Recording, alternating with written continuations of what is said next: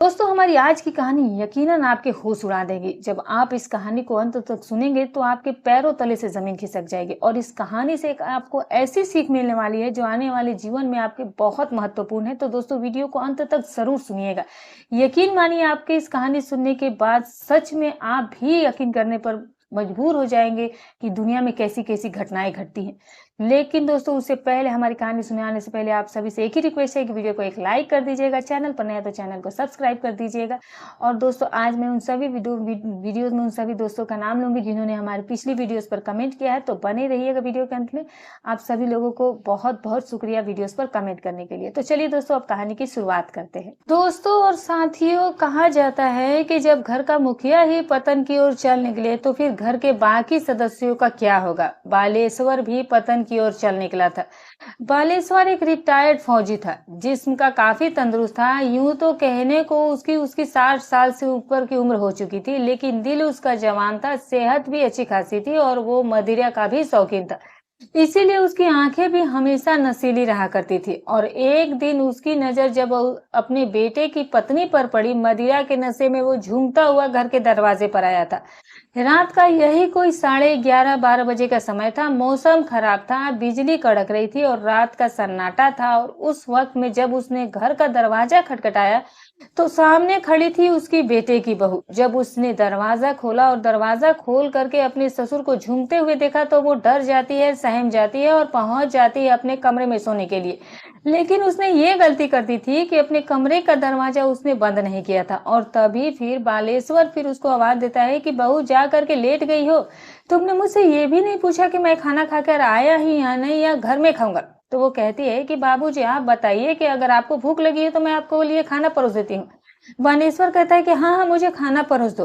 और फिर उसकी बहू सीमा किचन में जाती है, उसके लिए खाना थाली में परोस करके लाती है और फिर उसके आगे रख देती है। बालेश्वर खाना खाता है और खाना खाता खाते वो उसके ऊपर एक ऐसा सुरूर चढ़ता है, एक ऐसा नशा चढ़ता है कि वो मर्यादाओं की सारी हदें लांघ जाता है। सीमा उसको खाना परोसने के बाद अपने रूम में जाकर के सो गई थी। उसको नहीं पता था कि आखिर अब कुछ ही देर में उसके साथ क्या होने वाला है, क्योंकि सीमा अपने पति के वियोग में पिछले 5 सालों से तड़प रही थी। बालेश्वर का बड़े से छोटा बेटा पिछले 5 सालों से गायब था और उसने पलट कर भी नहीं देखा था अपने घर की तरफ। उसको किसी ने मार दिया था या फिर वो कहीं खुद चला गया था। 5 साल हो गए थे, बेटे की कोई खबर। इधर माता पिता बालेश्वर उसकी पत्नी कमला को नहीं मिली थी। उसकी पत्नी भी रो रो कर आंसू भी अब उसके सूख चुके थे।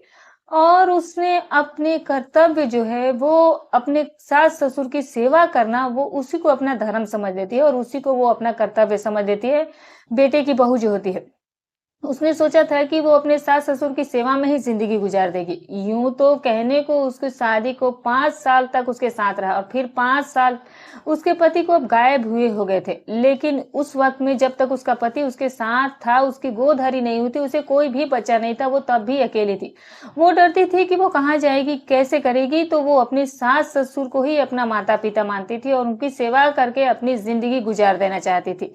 लेकिन उसको नहीं पता था कि आज रात उसके साथ क्या होने वाला है। दोस्तों बालेश्वर खाना खाता है और खाना खाते ही दरवाजा कमरे का खुला हुआ था और बेखबर सीमा नींद में सपनों की मीठी दुनिया में वो जब खोई हुई थी कि खाना खाने के बाद उसके बाद जो बचा कचा उसके पास मदिरा था वो उसने फिर थोड़ा सा लिया और फिर उसके बाद पहुंच जाता है कमरे में सीमा के। सीमा को कुछ ऐसा महसूस हुआ कुछ देर के बाद कि उसके शरीर पर कोई हाथ फेर रहा है। तो वो एकदम से उठ करके बैठ जाती है। दोस्तों उसके बाद क्या होता है सारी कहानी विस्तार पूर्वक बताऊंगी, बस बने रहिए मेरे साथ। ज्यादा टाइम आपकी नहीं लूंगी। और दोस्तों जो बेटे की पत्नी होती है वो किसी दूसरे की बेटी आपके घर में आती है तो वो आपकी भी बेटी बनकर आई है। आपके बेटे की पत्नी आपकी भी बेटी जैसी होती है, उसको भी वही मान और सम्मान दीजिए जैसा कि आप अपनी बेटी को देते हैं। लेकिन आजकल के इस कलयुगी समाज में कुछ लोग ऐसे गिरे हुए होते हैं कि वो इन रिश्तों को तार तार कर देते हैं, इनके वो मतलब ही बदल देते हैं। जैसे कि बालेश्वर ने इन रिश्तों का मतलब ही बदल दिया था। बहुत ही रोमांटिक और बहुत ही इंटरेस्टिंग कहानी है। 1 मिनट के लिए भी मैं आपको बोर नहीं होने दूंगी, शुरू से लेकर आखिर तक की कहानी में। लेकिन उससे पहले बस अगर आप हमारे चैनल पर नए हैं तो चैनल को सब्सक्राइब कर लीजिएगा, वीडियो को एक लाइक जरूर कर दिया करें दोस्तों, और कहाँ से देख रहे वीडियो कमेंट करके जरूर बताइएगा। दोस्तों ये बात है 2018 की। सुबह लगभग 6 बजे के करीब सोमेश जिला औरैया के थाना पहुंचता है, और फिर वहां थाना प्रभारी जो थे वहां सुबह सुबह बैठे हुए थे। वो अपने सिपाहियों को कुछ दिशा निर्देश दे रहे थे कि तभी एक डरा सहमा सा लगभग एक 30 से 32 साल की उम्र की लड़के सोमेश की वो पहुंचता है थाने और कहता है कि साहब मेरी बात सुन लीजिए, मैं बहुत ज्यादा परेशान हूँ। थाना प्रभारी उसे बैठने के लिए कहते हैं, उसे पानी वगैरह देते हैं और कहते हैं कि भाई आराम से बैठो और कहो क्या कहना चाहते हो, क्यों डरे हुए हो, क्यों परेशान हो। तो वो कहता है कि साहब मेरे पिता का खून हो चुका है, उनको किसी ने रात के अंधेरे में मार दिया है, उनकी बॉडी जो है वो घर पर है। मैं घर का बस बड़ा लड़का हूँ, बड़ा सदस्य हूँ, तो मैं इसीलिए मैं आपके पास चला आया हूँ कि आप इस बात को, मैं आपको इस बात की सूचित कर दूं। थाना प्रभारी 2-4 सिपाहियों को अपने पास लेते हैं और सोमेश के साथ चले जाते हैं। वहां जाकर के देखते हैं कि घर के ग्राउंड फ्लोर के ऊपर जो कमरा बना हुआ था उसमें जो है वो बालेश्वर की बॉडी थी, और उसके सर पर इतना तगड़ा चोट लगा हुआ था कि जो कि कोई भारी चीज से की गई थी, और शायद वो चीज बगल में ही पड़ी थी, और उसे फूकने से ही बालेश्वर को किसी ने लग रहा था कि मारा हो। पूरे रूम में और पूरे फर्श पर ब्लड ही था। अब थाना प्रभारी वहां पर फॉरेंसिक टीम को बुलाते हैं और घर वालों से भी पूछताछ करते हैं। सारी जानकारी जुटाने के बाद जो कत्ल की वजह थी और जो वहां हथियार पड़ा था जिसमें ब्लड लगा हुआ था, जिससे अंदाजा हो रहा था कि शायद इसी से ही बालेश्वर की किसी ने हत्या की होगी, तो उसको भी कब्जे में लिया जाता है और फिर उसे पोस्टमार्टम के लिए भेज दिया जाता है। घर वालों को रो रो कर बुरा हाल था, किसी को नहीं पता था कि रात के अंधेरे में ऊपर की मंजिल पर बालेश्वर सोया हुआ था, तो उसको कौन इसके साथ ऐसा कर गया। जब थाना प्रभारी सब कुछ करने के बाद घर वालों से पूछते हैं कि आप लोगों को किसी पर शक है क्या, बालेश्वर की किसी से कोई दुश्मनी है, कोई ऐसी बात है जो आपको पता हो तो आप हमें बता दीजिए, क्योंकि हमें कातिल को पकड़ने में छोटी सी बात भी जो है वो बहुत बड़ी सबूत बन जाती है। अगर आप लोगों को किसी पर भी डाउट हो या कोई भी ऐसी बात हो जो अलग दिखती हो, जो कि अलग हो, तो आप हमें प्लीज बताइए, ताकि हम इस केस में आगे बढ़ सके और आप लोगों की मदद कर सके और उन्हें इंसाफ दिला सके। खैर वो सारी बातें जो है वो परिवार वालों से पूछ रहे थे, वो बार बार पूछ रहे थे कि कुछ भी अगर आप लोगों को पता हो तो आप लोग बताइए। अब वो सारे ही लोग मना कर देते हैं कि नहीं, हमारी किसी से कोई दुश्मनी नहीं है, हमारे पिता का भी किसी से कोई झगड़ा नहीं था। बालेश्वर की पति कल्पना भी कहती है कि वो बहुत ही अच्छे इंसान थे। वहां पर इस तरह का कोई भी सबूत पुलिस को नहीं मिल पाता है जिससे कि मर्डरर का पता चल पाता है कि आखिर उसके साथ रात के अंधेरे में ये कौन कर गया था। सब लोग इधर उधर हो जाते हैं, जो तमाशबीन थे गांव के लोग, सभी लोग अपने अपने घर को चले जाते हैं, और बॉडी भी अब चली गई थी। और जब पोस्टमार्टम हुआ और रिपोर्ट हुआ तो उसमें यही खुलासा किया गया कि बालेश्वर की जो ऐसी हालत हुई है वो सर के चोट की वजह से, ये किसी ने कई बार उसके सर पर किसी भारी चीज लोहे की है भी हो या फिर कोई चीज हो, उसी से वार किया गया है और इसी वजह से वो इस दुनिया से गया है। दोस्तों उस रिपोर्ट में ये साफ साबित हो गया था, और जो वहां पर एक लोहे की रॉड मिली थी, फूकनी मिली थी, उसी से साफ पता चल रहा था कि वहीं से कातिल ने फूकनी उठाई और उसी से उसको मारा है। अब सबसे बड़ी समस्या ये थी कि आखिर ये मारने वाला है कौन। किसी को कोई दुश्मनी नहीं थी, किसी से कोई दुश्मनी नहीं थी, घर का कोई सदस्य जो था वो भी घेरे में नहीं आ रहा था। अब पुलिस के लिए सबसे बड़ी चुनौती बन चुकी थी कि आखिर वो कातिल का पता कैसे लगाए, और फिर उन्होंने सोचा कि मोहल्ले और पड़ोस वालों से आखिरकार बालेश्वर के बारे में छानबीन की जाए। उन्होंने मुखबिरों का जाल बिछाया और फिर मुखबिरों से कहा कि जो भी छोटी सी छोटी और बड़ी सी बड़ी बात बालेश्वर के बारे में पता लगे तो हमें आकर के बताओ। 2 दिन बाद थाना प्रभारी को कुछ ऐसी बातें पता चलती है जो कि इस केस को सुलझाने में बड़ा अहम रोल अदा करती है। वो ये थी कि बालेश्वर के बारे में पता चला कि बालेश्वर का अपने बेटे से झगड़ा होता था, और मरने से 1 दिन पहले वो अपने बेटे को बालेश्वर ने मारा था, जिस वजह से बेटा जो था वो काफी ज्यादा गुस्से में था कि इस मामले की अगर गत्थी सुलझेगी, अगर इस मामले का कुछ खुलासा होगा बालेश्वर के बारे में, तो घर से ही कुछ पता चलेगा कि वो बड़े बेटे से उसके संबंध जो थे वो अच्छे नहीं थे। दबी जुबान में मुखबिरों को यह भी पता चला है कि बालेश्वर के अपने ही दूसरे बेटे की पत्नी से नाजायज रिश्ते थे, जिस वजह से उसका बड़ा बेटा उस चीज का विरोध करता था, और शायद यही कारण बना होगा उसके साथ ऐसा होने का। इतनी खबर काफी थी बालेश्वर के केस खुलासे की। तभी बड़ा बालेश्वर का बड़ा बेटा जो कि खुद आकर थाने में रिपोर्ट करके गया था, उसको पुलिस बुलवाती है और मनोवैज्ञानिक तरीके से जब उसे पूछताछ की जाती है और फिर थोड़ी-सी जब सख्ती उसके साथ बरती जाई थी, क्योंकि उसके खिलाफ थोड़े बहुत सबूत काफ़ी अच्छे मिल चुके थे, इसीलिए थाना प्रभारी ने उसके साथ सख्ती बरती और वो टूट जाता है। और फिर जब उसने कहानी बताई अपने बाप की कत्ल की, वो बहुत ही चौंकाने वाली और एक शर्मनाक कहानी निकल कर के सामने आती है। दोस्तों, बालेश्वर जो था वो रिटायर्ड फौजी था। उसका घर में वो दबदबा काफ़ी था। घर में ही नहीं बल्कि आस-पड़ोस के जो लोग थे, वो पड़ोसी लोग, उनके बीच में भी इसका काफ़ी दबदबा था। कोई भी इसके सामने ऊँची आवाज़ में बात तक नहीं करता था। एक तो रिटायर्ड फ़ौजी, ऊपर से पैसे वाला और ऊपर से दबंग, और फिर चेहरा भी उसका ऐसा दबंग था कि लोग उससे डरते थे। बड़ी-बड़ी मूंछें रखता था और काफ़ी हट्टा-कट्टा शरीर से भी था। अब क्या होता है दोस्तों कि उसका जो बड़ा बेटा सोमेश था, वो घर की ज़मीन खेती-किसानी दिया करता था। लेकिन उससे छोटा बेटा जो था, जो सोमेश से छोटा भाई था, जिसका नाम मोनू था, वो एक आवारा किस्म का लड़का हो गया था।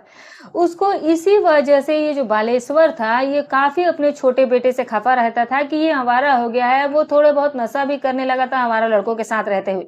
इसीलिए आए दिन किसी न किसी लड़के को बालेश्वर पीट भी देता था अपने बेटे के बिगाड़ने की वजह से। गाँव में आए दिन किसी न किसी से कुछ न कुछ उसकी कहा-सुनी हो ही जाती थी।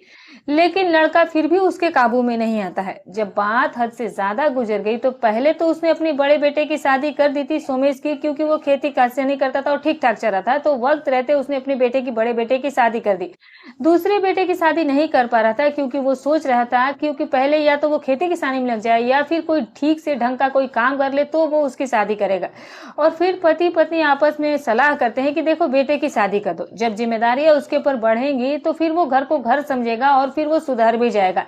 और यही सोचकर सीमा नाम की लड़की उसके लिए पसंद की जाती है, जो कि काफ़ी सुंदर और हसीन और खूबसूरत थी। सीमा कहने के तो गरीब परिवार से थी, लेकिन उसकी सुंदरता से, अपनी बेहद खूबसूरती से वो कहीं भी कम नहीं थी।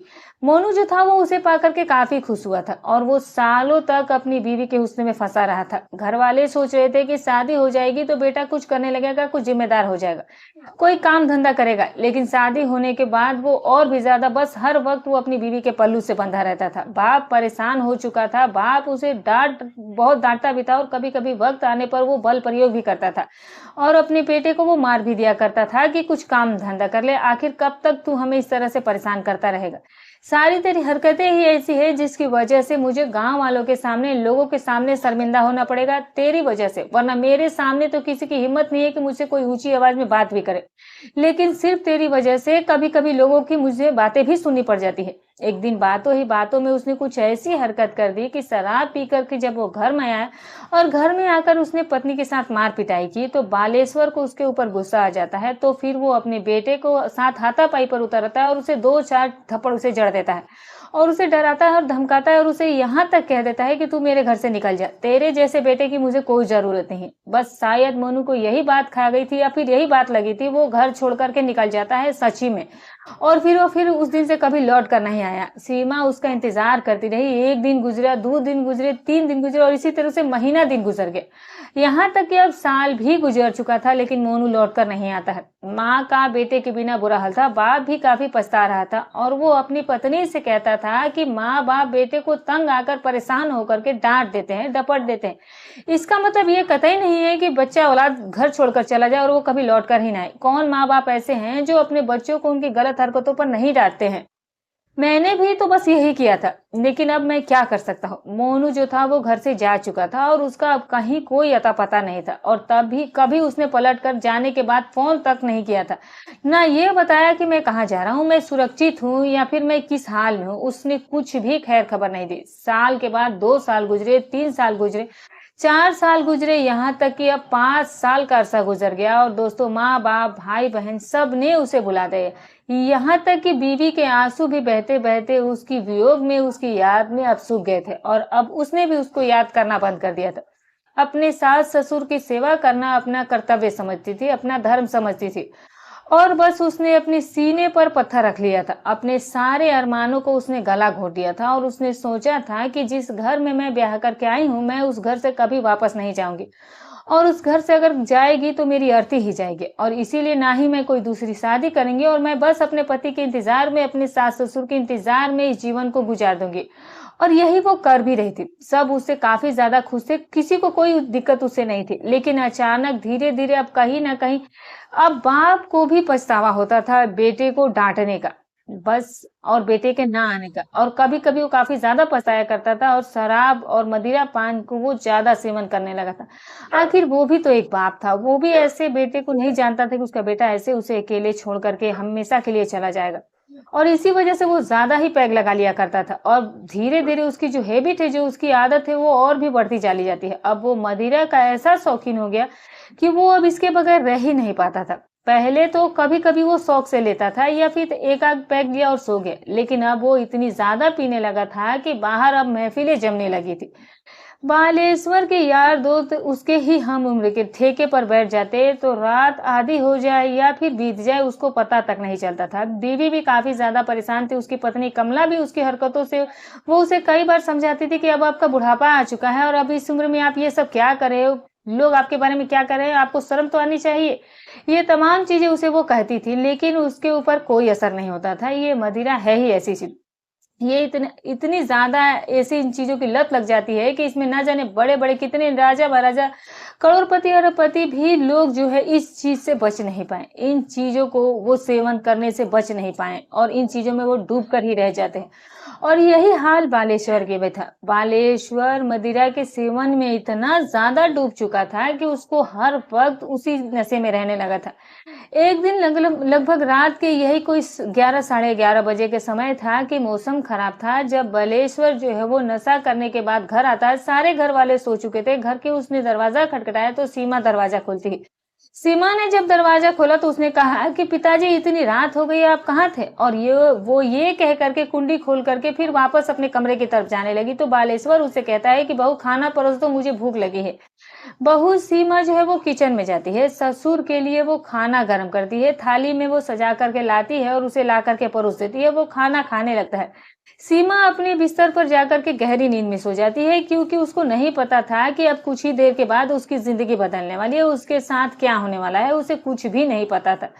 बालेश्वर खाना खा रहा था, सामने दरवाजा खुला था और सीमा उसके बेटे की पत्नी उस वक्त सो रही थी और उसका जो शरीर था वो कहीं न कहीं दिख जा रहा था। उसने ब्लाउज और साड़ी पहनी हुई थी और सोते हुए जब इसने इधर-उधर करवट ली तो उसके जिस्म से थोड़ा कपड़ा हट गया और फिर वो उसी कुटिल नज़र से देखने लगा और फिर उसके ऊपर ऐसा सुरूर छाया कि फिर सब कुछ बदल गया और अब सीमा उसके बेटे की पत्नी नहीं बल्कि उसे अपनी पत्नी महसूस होने लगी थी क्योंकि बालेश्वर कुछ दिनों से अपनी पत्नी से काफी दूर था। वजह ये थी कि कमला बुढ़ापे की हालत में थी और जाहिर सी बात है कि बुढ़ापे में तरह तरह की बीमारी मर्द हो या औरत हो तो लग ही जाती है। बालेश्वर तो काफी ज्यादा तंदुरुस्त था, वो रिटायर्ड फौजी था, कसरती जिस्म था, उसके अंदर अभी कोई बीमारी नहीं थी, लेकिन पत्नी अक्सर ही बीमार रहने लगी थी और वो पति से अब अलग सोया करती थी और पति जो है वो अलग सोया करता था।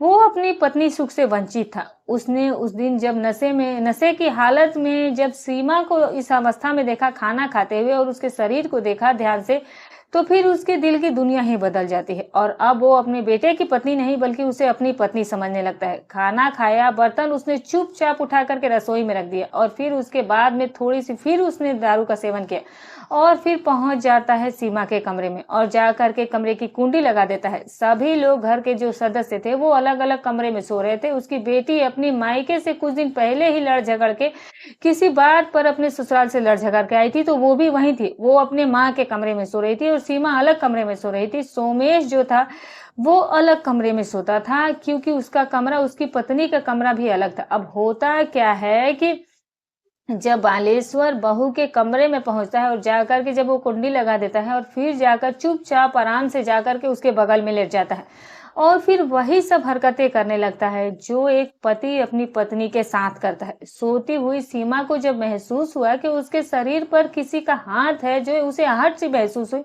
तो वो एकदम से चौंक करके उठ जाती है और चौंक करके उठी तो देखा कि बगल में ससुर जी लेटे हुए हैं। उसके तो पैरों के नीचे से जमीन खिसक गई। एकदम से वो अपने पल्लू को अपने सर पर रखती है और उठ करके एकदम से खड़ी हो जाती है और फिर उसने कहा कि ससुर जी आप यहाँ पर क्या करें? आप इतने ज्यादा नशे में हो कि आपको ये नहीं पता चला कि आपका कमरा कौन सा है और आप किस कमरे में सोते हो? यहाँ तो मैं सोती हूँ, आप शायद गलती से इस कमरे में आ गए हैं। ससुर जो होता है, जो बालेश्वर होता है, वो कहता है कि बहू मैं गलती से तुम्हारे पास नहीं आया हूँ। मैं जानबूझकर ही तुम्हारे पास आया हूँ। मैं तुम्हारी तकलीफ को समझता हूँ, तुम्हारे दर्द को समझता हूँ। 5 साल हो गए मेरे बेटे को गुम हुए। ना उसकी खबर है और ना ही वो आया है और ना ही आज तक उसकी कोई हमें कुछ पता चला है। हमें तो ये भी नहीं पता कि हमारा बेटा जिंदा भी है या मर चुका है। कब तक आखिर उसके वियोग में तड़पती रहोगी? कब तक उसकी याद में आखिर आंसू बहाती रहोगी? लाओ आज मैं तुम्हारी सारी समस्या दूर कर देता हूँ और आज से मैं तुम्हें अपनी पत्नी के रूप में स्वीकार करता हूँ और आज से मैं तुम्हें पत्नी की तरह ही रखूंगा। वो सारे सुख दूंगा जो शारीरिक सुख भी होते हैं और जो औरत की और भी ख्वाहिशें होती हैं, वो आज से तुम भी अपनी मांग जो है वो मांग सिंदूर से भर लो और मेरे नाम का सिंदूर तुम अब लगाने लगो। वो ये बातें सुनकर के बड़ी परेशान हो जाती है और सीमा कहने लगती है कि ससुर जी आप इस वक्त नशे में हैं। आप सुबह बात कीजिएगा, आप इस वक्त अपने कमरे में चले जाइए। लेकिन बालेश्वर जो है वो कमरे से जाने के लिए नहीं आया था। जैसे ही सीमा कुंडी खोलने के लिए दरवाजे की तरफ बढ़ती है तो वो उसको पकड़ लेता है और उसको चारपाई पर अपने पास गिरा देता है और कहता है कि मैं ये जो कुछ भी कर रहा हूँ वो नशे में कुछ भी नहीं कर रहा हूँ। मैं बहुत दिनों से देख रहा हूँ तुम्हें। क्या मैं नहीं समझता कि एक जवान औरत की तड़प क्या होती है जिसका पति 5 साल से उसके पास ना आया हो? मैं समझ सकता हूँ, मैं भी एक तजुर्बेकार हूँ, शादीशुदा हूँ। मैं समझ सकता हूँ कि तुम्हारी परेशानी क्या है और आज तुम्हारी सारी समस्या मैं दूर कर दूंगा।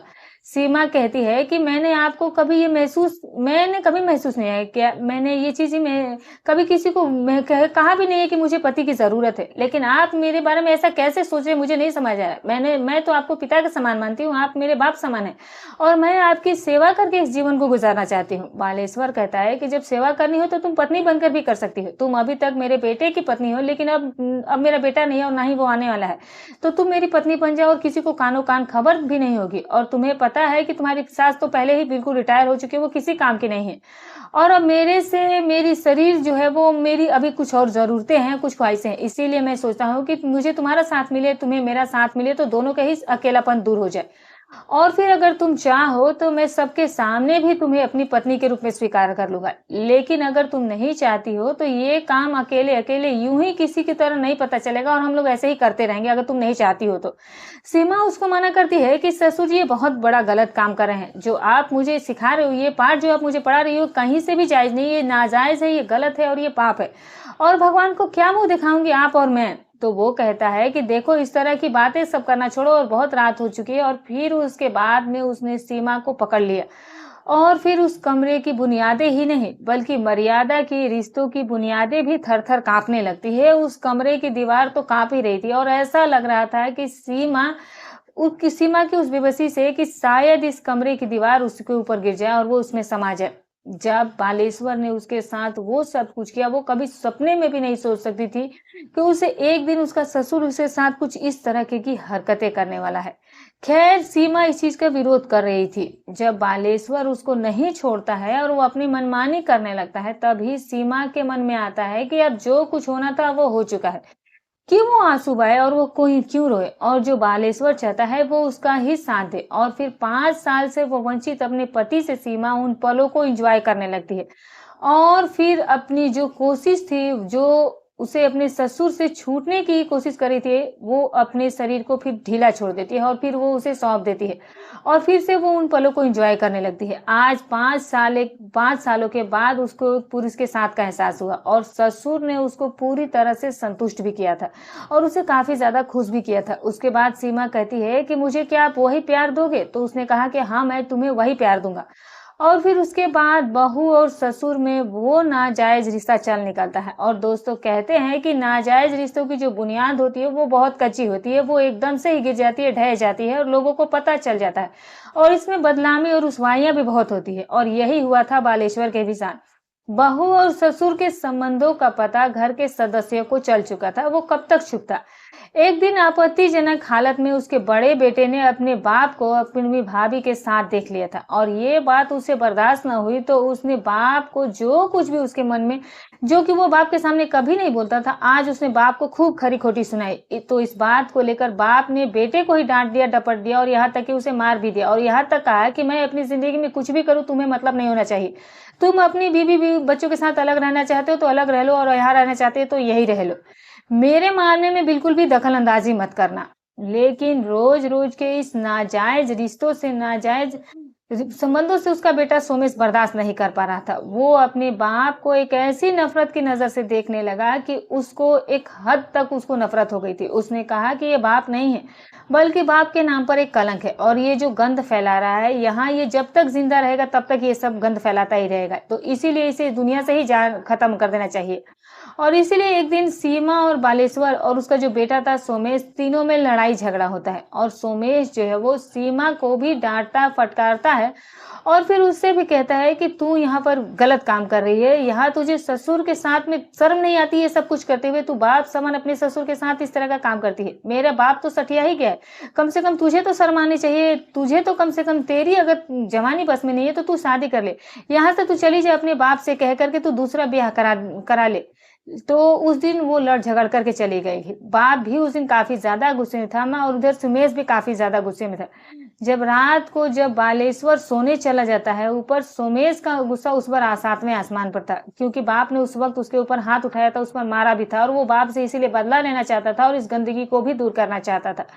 इसीलिए वो रात के अंधेरे में लगभग लगभग आधी रात के बाद वो किचन में जाता है। वहां से वो एक फूकनी उठाता है जो कि घरों में इस्तेमाल होती है चूल्हे में फूंक मारने के लिए, और उस फूकनी को वो उठाता है, पहुंचता है अपने बाप के कमरे में और कमरे का दरवाजा खुला हुआ था। उस वक्त बाप सोया हुआ था और जा करके उसके सर पर कई बार वार कर दिए और बालेश्वर को उठने का या बचने का मौका ही नहीं मिला। और उसने तब तक वो उसके सर पर वो चीज किया जब तक कि वो दम ना तोड़ दे।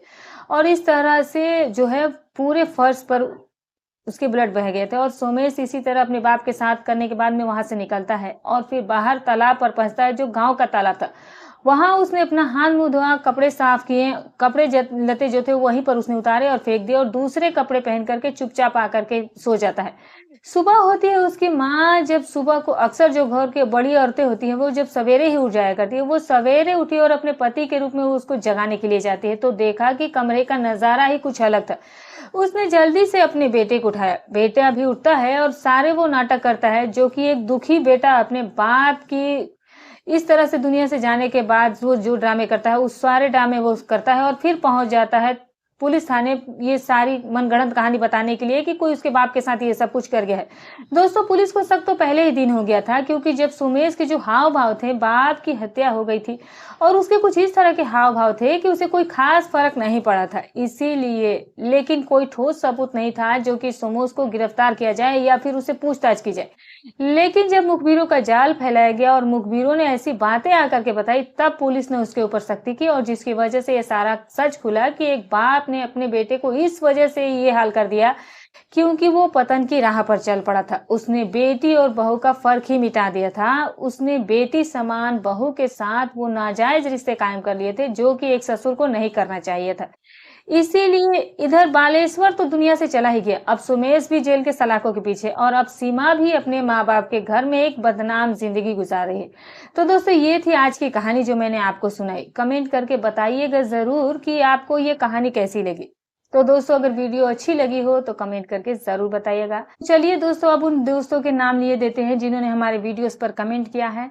तो सबसे पहला नाम है चनन राम जी गुड़गांव से, दीपक कुमार जी आगरा यूपी से, देवानंद साहू जी, शहाबुद्दीन अहमद जी ढाका बांग्लादेश से, सत्यदेव यादव जी सिद्धार्थ नगर यूपी से, रामदास राजपूत जी फिरोजाबाद यूपी से, विजय कंडेला जी राउरकेला उड़ीसा से, रोहित बर्नवाल जी झारखंड से, मोहन साहन जी मुजफ्फरपुर से, बलविंदर सिंह जी राजस्थान से, सरदार सिंह चौहान जी मध्य प्रदेश से, संतोष कुमार मौर्य जी उत्तर प्रदेश से। आप सभी दोस्तों का दिल से धन्यवाद जो आपने हमारे वीडियोस पर कमेंट किया। ऐसे ही हमें सपोर्ट करते रहिए और कमेंट करते रहिए। मैं आने वाली वीडियो में आप सभी लोगों का बहुत बहुत तहे दिल से शुक्रिया करती रहूंगी और नाम लेते रहूंगी। तो चलिए दोस्तों, फिर मिलूंगी कल एक और नई सच्ची अच्छी रोचक कहानी के साथ। तब तक अपना और अपने परिवार का ख्याल रखें।